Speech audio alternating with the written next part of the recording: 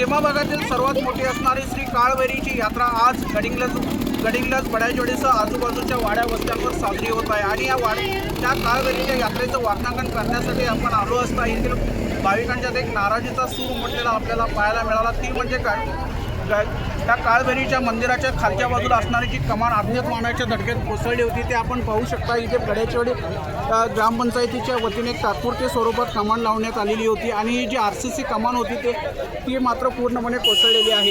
अज्ञात वाहनाने दिलेल्या ही जी धडक होती त्या धडकेला आता 2 वर्ष पूर्ण होत आली आणि ही 2 वर्ष होऊन सुद्धा ही कमान उभारण्याचं औदार्य असेल, जे दातृत्व असेल, येथील कोणीच दाखवलेलं नाही आहे।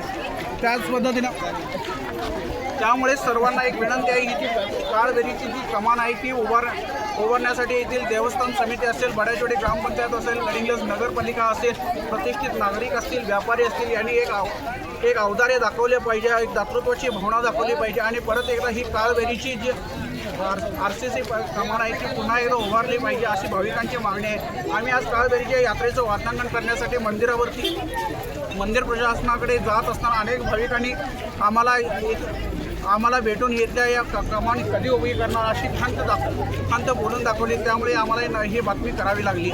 सत्यवार्ता न्यूजसाठी धनंजय शेट्टी, गडिंग्लज।